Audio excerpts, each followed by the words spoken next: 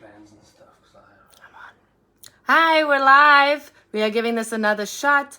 I am looking for Bethany to bring her on with us. Today we are talking about where in the world are you and what in your world is going on.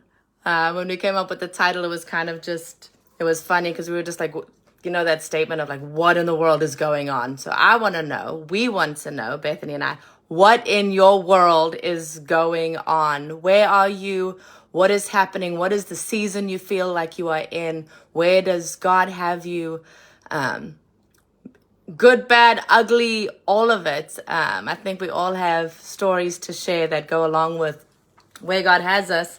And sometimes in a community like this, it's inspiring and encouraging and motivating to hear from other people, not only the great places that they're in and what they are going through, but sometimes the hardships or the confusing parts or the I'm trying to figure this out, because the truth is we are all trying to figure it out as we are going on and throughout with our lives. And so what in your world is going on? I'm going to just share a little bit of my story and just where I feel like I am, and Bethany's going to come on and just share a little bit about her story. And just see if it kind of, our conversation between one another, if that maybe has something while we are busy talking. If you would please send some comments, share with us in there. We'd love to just bring in whatever you write on the screen into the story, and see if we can kind of discuss it out loud. That would just be, make it feel more like a community with all of us together. So yeah, we're just going to see now if Bethany's able to hop on. Invite sent. Okay, so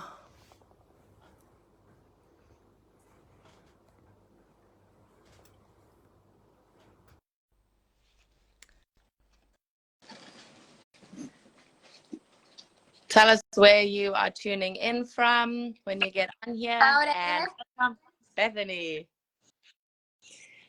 What a morning. Hi, everyone. Welcome. Thank you for being patient with us as we are learning and growing, all part of the shifting, changing journey of life. So, glad to Okay, so Bethany, I need you in your best expressive acting moment to tell us what is the title of this, the live session. Okay, the title of the live session is, hold on. Where in the world are you going? Oh, wait. No, wait. Is that right? Somebody did the same thing. I said this. That's not what it's called, actually. Okay, time out. Again, in scene. Wait, take two. In scene. Okay. What in your world is going on, JJ? Oh my gosh, yeah, you definitely have to do a podcast. Do you have radio voice? Oh my gosh. Thank you guys for showing up, because we don't want to spend a lot of time talking about this, but we are trying to figure out the best way to host and facilitate this space from England to Texas, across time zones, across technology that has shifted in the Facebook world multiple times recently. JJ and I are learning that. So we're just glad that we're here. We're glad you're here. I'm glad you're here, JJ. I'm glad I'm here. Me too. And I loved what you were saying, because I could hear what you were saying while I was waiting to get in, and I was like, yes. So anyway, also this behind me is a lion, not a groundhog, by the way. It's a lion licking the air. It's just hard to tell, and I realize his tongue is sticking out behind my head, so forget about it. He is licking the air. Yeah, he is licking. It's from a real photo I took actually on safari in Africa, but it's... Oh, wow. We're catching... yeah, so anyway, here we are. I don't want to interrupt where you were, so should we just like jump in? And I know we're talking about thing. What'd you say? Should I start over? Yeah, because our last video, if you were tuning into that one, we apologize. It's just that I wasn't sure that it was recording, and so I was like not fully engaged with you because I was like worried about the techie stuff. So what you were saying was amazing. Let's start here. Let's have a conversation about, you gave a little bit of pushback about the word season, which I have a pushback to your pushback, which on the other video I didn't get to say. So let's start there. Start and then we can delve into what you were talking about your season, because I love what you were talking about, the U word, which that's the teaser for those, so they'll keep listening. So okay. So my little bit of a pushback to saying I think it's a little bit Christianese to use the word seasons, and we love to use them for many reasons. And it's not, I don't disagree with seasons. I think we do have seasons in life. We have seasons, literal seasons in life, 4 seasons a year that come back every year. But sometimes I think we call things, we automatically label something we are going through as a season. And it does a lot of things, I think, in our psyche, with it being a season, of making us feel pressured by time, one way or the other. So for instance, going through something that's not so great, it's just a season, girl, hold on, it's coming to an end, spring is coming. And so we don't embrace what we are going through, because we're looking for, just let me get through this season. Let me just this moment. And so sometimes I think we're pushing ourselves into the next best thing and just labeling it a season because I don't want to own it. I don't want it to be part of me. And on the other hand, if it's something great going into our lives, sometimes we think things are going so good, but it's probably just a season. So I better hurry up and get the best of it, because surely it can't stay this good forever. And that's a bit extreme. Maybe we wouldn't say it in so many words, but sometimes our actions and our thought processes treat things that are happening in us, through us, with us, around the world. And I'm just being a brat and saying sometimes we make it an excuse and use the word, it's a season. Yeah, which is valid, and I get that. And I think the only pushback I would say is that in our journey, sometimes it's really helpful to name something, to get a baseline, to get a reality check of where we are. So like if you're on a trip, if you're going on a physical journey somewhere, for you to not know where you are in that moment is not helpful to know where you're going to. I do think we become obsessed with the capacity of timing. And we've talked about this. If God is completely outside of time, sometimes timing is our own pressure we put on ourselves. And so I think for me in my work as a spiritual director, I use the word season a lot because it's not about the time. It's about naming the place where you are and coming to terms with that place so that you can acknowledge where you've grown as you look back on that. So I think that in this conversation, I agree with you. I think the sticking point where we misalign the priority of is the time, because we are constantly in different seasons, and you may be in all sorts of seasons at one time in a way, just like symbolically. But the reality is we're not promised when a season is starting or ending. Even in the natural rhythm of the world and the earth and the way God created things, it's not like the same every single time. Well, the leaves start to fall in this exact moment on this exact day. There's a little bit of gray area with that. So that was my only pushback, which is really not a real pushback. It's maybe just another side of the coin, so to speak. But with that, you were saying something great on earlier when we sort of shifted back now to this place. But I would love to hear about what you were talking about and the journey that you're in and the big U word that you used. So the big U word, it is a big word. I had to actually look it up, is untethering. So I had said, if I want to label my season or just say what I've been going through, experiencing, learning about, something that's kind of just defined a lot of what's been happening in me, through me, to me, is it's a place of untethering. And it was actually you, Bethany, who gave me that word January 2024 as I was entering into the year. We were just talking about where we were in life, and I was kind of just vacillating between this wanting to be in South Africa, but also family and home was in America, and I was in this back and forth and feeling a little bit lost in it. And you came and you said, I believe God is untethering you. and you are going through an untethering. So I had to look up the word, and there's a few different definitions of it, and it's so interesting. I'd encourage you to actually just go type in Google untethering definition. But one of the definitions that stood out to me was the untethering of an animal. And there's the story in the Gospels where Jesus asks the disciples to go and fetch him a donkey, that he needed the use of a donkey because he was going to ride into Jerusalem. And so when the disciples went to go fetch the donkey, they had to untie the donkey from the post that it was sitting in on this farmer's land. And that untying is the untethering. So they had to untether this donkey to bring it because someone was calling for the use of this donkey for a different purpose. And so I thought it was such an interesting getting the word that I'm going through an untethering, and then identifying with this definition and story of the donkey, that there was, Jesus had made a call. He was in need of the donkey. And so he made a call and says, I need you to go and untether that donkey because I have need of it for a greater purpose.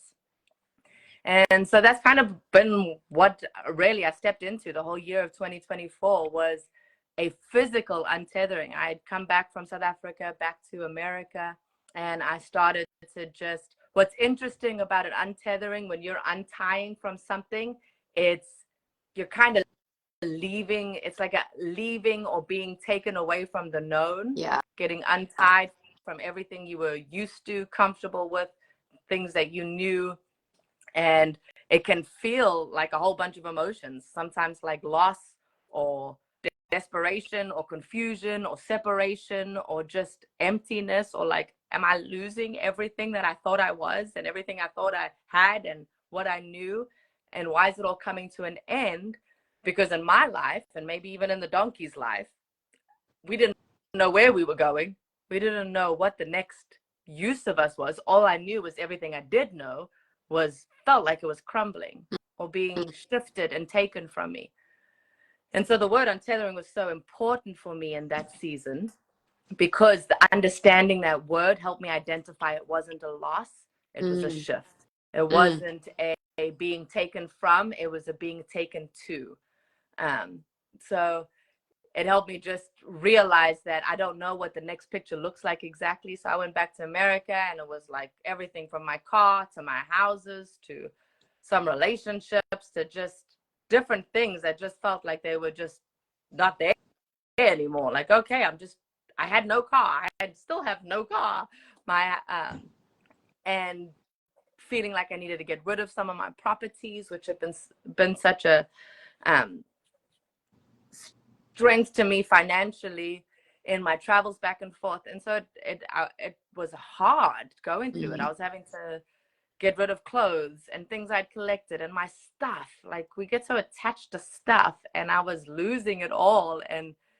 But I knew there must be a reason. And come about September last year, it was all just coming to a climax of understanding everything that I was being untethered from was setting me free to what I was to be tethered to the new purpose, or what I was getting called to. So I made a transition then.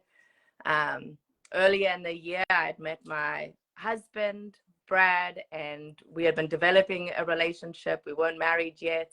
And there was a whole shift in season of me needing to move to England, UK, which I never thought I would ever do.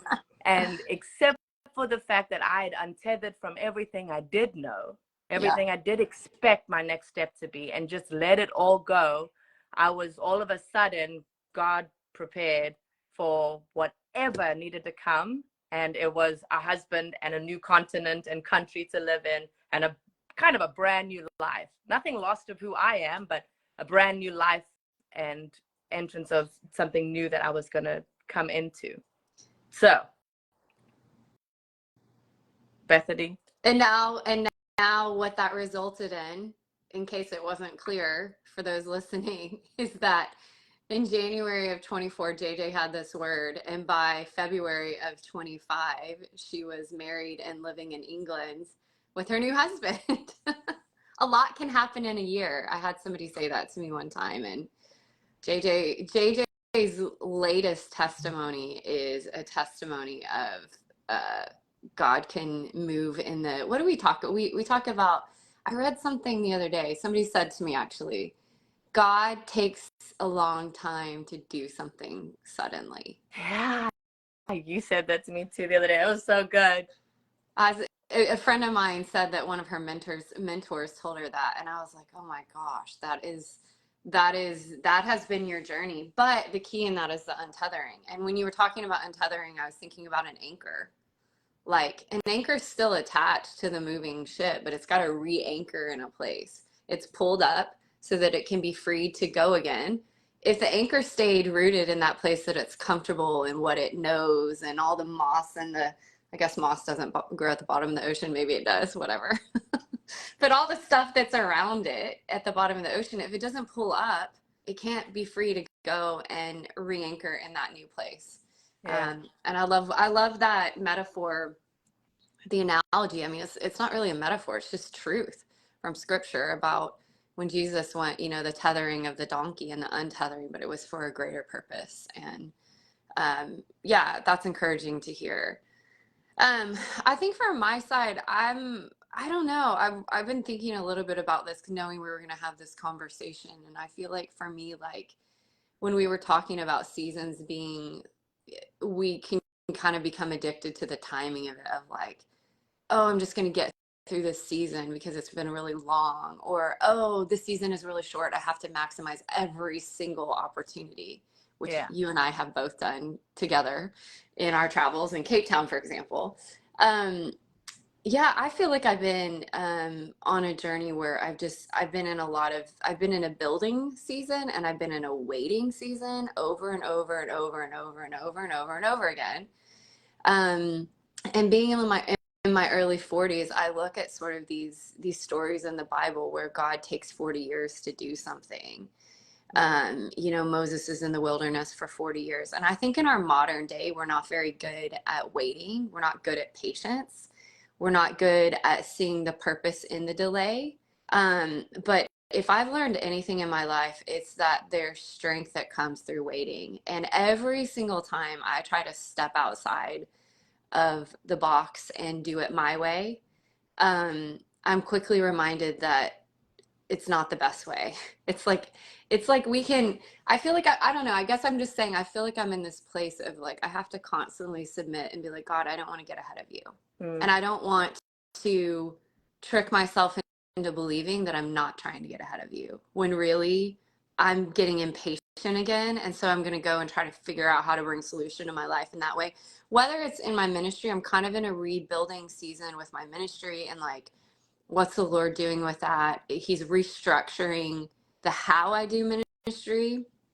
I think about it in relationships, like, you know, I've been single for a really long time, and I go through these seasons. Anybody who knows me well knows this about me. So I'll go through these seasons where I'm like not on online dating, and then I'll just have a moment, and for like 2 days I'll turn on the apps, and then I'll have like multiple connections, and then I'll turn off the apps like 2 days later. But then I play out these connections, and then they just like they they have to this point not gone anywhere. But it's those moments that I'm like, God, okay, fine. Okay. Like, have your way. I'm not saying people can use dating apps. That's not what I'm saying. I'm saying for me personally, I've never totally felt God's invitation or permission that that would be how I would meet someone. And so every time I get on one, I have to be honest with myself and be like, stop Jesus, trying take to, the wheel. yeah, exactly. So I don't know. I'm in a season where I mean, JJ knows this, but I travel a lot, and I came out of a pretty intense ministry season in the fall. JJ and I were in Cape Town together. Just we were only there for 2 weeks together, I think, at the same time this time. But I came off of that ministry trip. I had been in like 6 countries over 3 months, and I came home and was exhausted. And I was just like, I'm not getting on a plane again for a long time. The only plane I've been on since then was spontaneously a trip to JJ's wedding in Florida. So that doesn't count because it's not international. But it did count in the sense of travel and adventure. But I don't know. I think I think the last year for me where your word was untethering, the word that I continue to live and soak and stir in is the word rooted. Um, and for me, that word has been a dirty word for a while. And what I mean by that is because when I come home off of these big ministry projects overseas, coming home has presented so many challenges. It's really hard for me to acclimate back to life at home. There's been seasons where I've just felt like, well, the one long season, back to that word, where it's just felt like every time I come home, I feel like I'm playing catch up and that I've missed out and I don't have this and I don't have that and everyone around me has all that. And um, this is not just an American thing, but there is sometimes this focus on material things. Like I don't have a car right now. I have this amazing, beautiful couple who's given me their car to use for this period of time. And I'm so grateful for that. But like, you know, I start looking at the lack in my life. And um, last summer, I had a conversation with my spiritual director.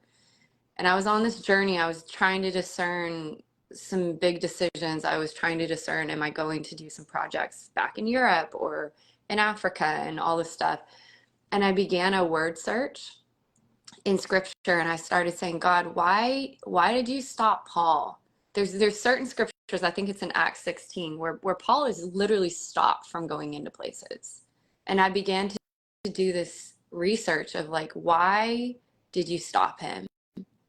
And as I began to dig into the original language of the names of the cities he was going into, the Lord showed me this story of like, and I won't go into all the details because it's pretty detailed, but here was the takeaway. The takeaway was he didn't allow Paul into these places because he was actually inviting him to go beyond the boundaries of anywhere he'd ever been.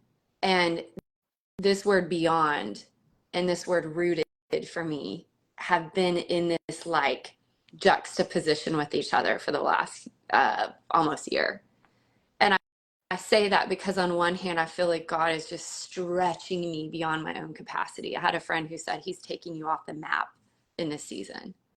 And the other piece of it was the rooted part where in the middle of me unpacking this word discovery with my spiritual director, she said, Bethany, what does the name of your city mean to you? And I knew she wasn't asking me to look up the meaning. I live in McKinney, Texas. She wasn't asking me to look up the literal meaning of the word McKinney. She was saying, what does it mean like, to you? yeah, like in your spirit, what does it mean? And I just sat there and I felt like the Lord said, rooted. And I was resistant to that because it's been a painful word for me. But I felt like in that moment, God said, you can't do what I've called you to do unless you're healthily rooted in a place. And so again, it became this journey of like, so all this to say, when I got back from this last ministry project in the fall, and I got home right before Christmas, usually I get home, I'm exhausted, and like a month later, I'm like, put me on a plane. This time I'm like, oh, I don't even want to get on a plane. Like there's something like my spirit wants to root in and ground in so that when I go again, I'm ready to go from this stable place of being rooted in church community, rooted in family, rooted in rhythms, rooted in healthy working out and eating and stuff that I just don't prioritize when I'm traveling. So I find it really interesting that your word has been untethered and I think, you know, we talked about this actually at your wedding. You're in the process of retethering in the season because you have a new home and you're building a home because you're in a new place. You're in a new relationship. You're in a marriage and you're rebuilding that. And I mean, you're building that, retethering to a greater purpose. And I think for me, it's interesting. My word is rooted because it's a different angle on a similar kind of feel or whatever. So No, that's really interesting. And being rooted, sometimes we misinterpret that as a stuck Mm, face, but roots yeah. do the complete opposite. Roots Mm, dig down deep so they can grow up tall and they can stretch out wide. Like yeah. the whole That, point of rooting is for more growth, is yeah. for bigger production, is for more seed.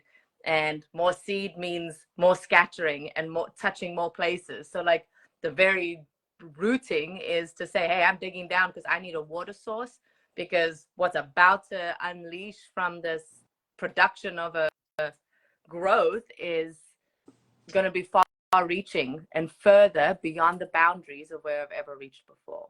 Yeah, that's so good. That's so helpful to have you tie those two things together because to me they felt like juxtaposition. And I think the way that I felt about rooted in the past was like I'm rooted in concrete, you Mm. know?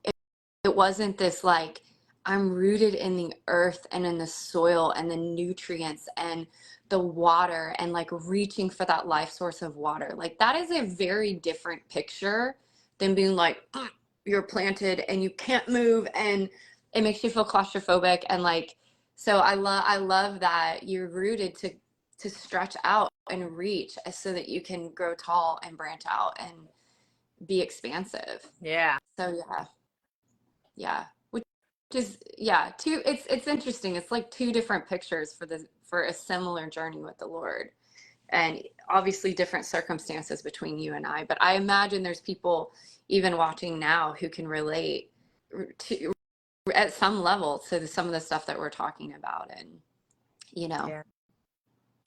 I was going to say too something interesting because yeah, my last year was a lot of physical untethering. But change comes. Change happens to us all, and some of us are uncomfortable with change. Me, change, especially in the physical, getting rid of stuff, moving continents for me is a change I am used to. It mm-hmm. didn't feel great when it's happening, but every 10 years I have moved continents in my life throughout my whole life since I was born. So 10 years in America came up and it was just only the clock was ticking for it was just time to move. So that physical untethering was, although uncomfortable in some areas, that change on the outside, I can handle it. I welcome change. I create change because I love it and Yeah, I'm okay with it. But when I got here, the retethering or whatever, what in my world is going on in my life, yeah, because and that's why I stuck on that word season, because I was like, I thought it was a season and now I'm in a new season. And when I got here, I realized I'm not in a new season. There's still untethering that's happening, mm-hmm. but what's happening is it's not happening on the outside anymore. uh, The untethering is happening on the inside of me. And there is an unbecoming of everything that I thought I knew or I thought I was. mm. And that change, boy, that change is more uncomfortable than me getting rid of the things that I'd attached to in the physical realm. Oh yeah, Outward change, come on, whatever. Let's do it. Inward change and try. And I think the biggest learning curve for me is to say, God, why? Why am I having to change on the inside? Like I'm 40. I turn 41 tomorrow, and I've built this person that I am. Being obedient to the Lord, being spirit led, trying to obey Him, learning from my experiences, habits, whatever. Like life has taught me, and I've become this person, and I am who I am today, and I love that person. I I I loved who I was and my flaws and everything. I'd come to a point to accept it, and then to now sit in a place and say, you need to change. There's some things in you that I need you to unbecome them. mm. And I am having a hard time letting go of her. It makes me think of, well, first of all, I think it's always a dangerous question to ask the Lord why. Because I'm not, I mean, maybe he's going to answer it for you, but I think more often than not, we don't need to know why. We need to just trust that he's doing something. So for me, the question that I try to ask is, what do you want me to notice? Like, God, what are you teaching me? How are you growing me? How do you want me to change? But I'm also laughing because I'm thinking about you, and I talk about this a lot, but you know, the statue David existed within the marble before Michelangelo unveiled the David. Like, so we've talked about that before. So this block of marble is actually being chiseled away by the artist and is unbecoming just the block of marble. But in the chiseling away, the becoming, the revealing of who the true David is what's happening. And I think we haven't talked about this. So I think it's I love this sort of like I too I'm like, oh, I'm all about external change. Yeah. But whew, the internal stuff is hard. And that's, you know, I sit in that space with a lot of people as a spiritual director. I'm in that space with them on interchange and sort of what's the Lord revealing in here.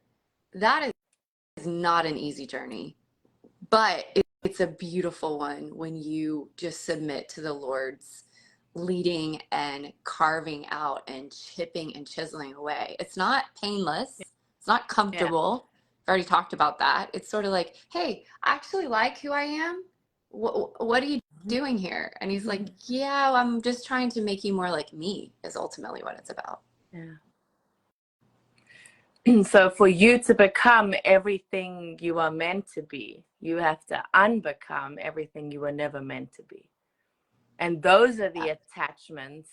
It's not the stuff we collect in our house, although that can be a problem too.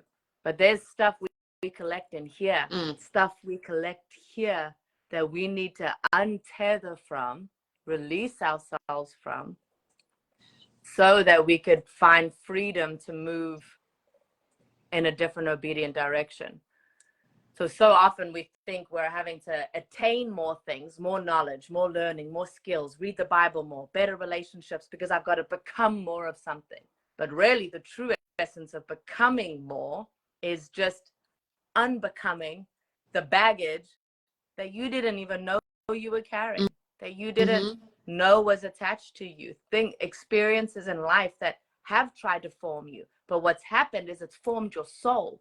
And your soul is your place of your emotion and your reason and your intellect and your will. So if your soul through life has started to become something by past experiences, learned behavior, things you've gone through, good, bad, and ugly.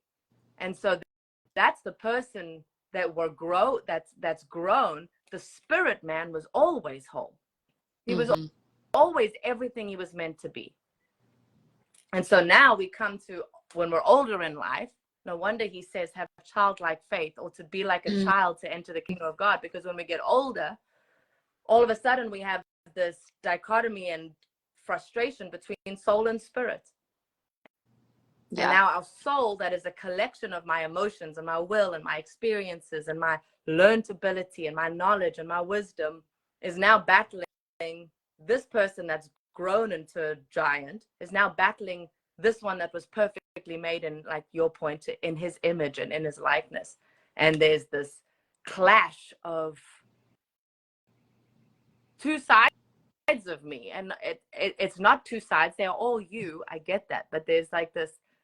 And so I think that's kind of the place I'm at, is to say, hey, and that's why word is so important right now, because it's the sword of the spirit. The word is sharper than any two-edged sword, to the point of dividing between bone and marrow, soul and spirit. So it is so important that those two are divided, and that we start to understand the difference between who's my spirit man, like who am I really. And so for me, that untethering is that. It's not that I don't know who I am, but there's just this whole faceted way of the way God works, like a diamond. Like you don't ever see every facet until a different light hits it, or the light hits it, the one light hits it in a different way. Now it's like, oh wait, shoot, there's another facet I wasn't paying attention to. Yeah, I think it's interesting. There's some questions that I think might be helpful for people, but it makes me wonder if we should do another conversation about it, sort of off the edge of this. Just helping people practically be equipped to sort of name the journey that they're on, name the season, name this part of the journey. but asking some questions, and then sort of like, who is God revealing himself to be for you in the midst of that, in the midst of that space? Because as we are unbecoming, if we're not tethered to him, we're just floundering in our identity, because this is the whole point. Our identities are rooted in who God created and called us to be. And so the unbecoming isn't like your work. It's not JJ going, I'm going to unbecome all the things that I don't like or other people don't like. That's not how it works. Like, the unbecoming is dependence on him and letting him unpack and undo and heal wounds that we've been ignoring, or heal the triggers, or, you know, all the things. So it's it's not a black and white, I'm going to wake up and just be changed. So maybe that's a conversation for another day, but I do think we got I think we got a pretty good focus on some of this, and I think there may be some questions. So if you're watching this and you have questions that are arising out of anything that we've talked about, please comment below, and JJ and I will try our best to respond to those comments. If there's a theme that arises in some of the questions, we could have conversations around that particular topic. If there are topics that have, you've been inspired to be like, I want to know more about that, put it in the comment below, because we'd love to see. And we plan on doing these on a regular basis. So if I could sum up 2 lines of kind of both of what we talked about, that if you feel stuck, just dig down deep, because maybe you're planted. And if you feel like you're losing who you are or what you have, maybe there's a voice of one who is in need of you. So it's not a wall, it's a call. So good. If you're feeling any of those things, which I think is kind of the crux of what we're both saying, this is what I'm feeling, but the reality of what's happening, God's doing something. So look for him, like you said. I like how you say that. Say, God, where are you in this? And what does that look like? I think the only thing I'd add to that, if you are also feeling like you're in a season where you're completely untethered, that don't let the winds and wave toss you. See that perhaps you're being moved for another purpose. And I have a friend who said one time, don't move geographically when God wants you to move emotionally, or in like from an inner place. Which, you know, for JJ and I who travel a lot, like when my friend said that, I was like, oh, I got to make sure I'm not getting on a plane just because I'm trying to escape something going on in here. And so I think with the tethering and the untethering, that can also be a temptation of like, everything's crazy, just find control, let me just go do this thing. So if you're in a season of untethering, maybe it's God is moving you for a purpose. Maybe he's moving you in here, maybe he's moving you externally, but lean into those places. And again, if you have anything, comment below. And how do we want to wrap this up, JJ? I think that's good. We'll see everybody next week. Okay, sounds good. Thanks for joining us, and here in the Kingdom Lounge, and we'll see you next time. Bye. Bye.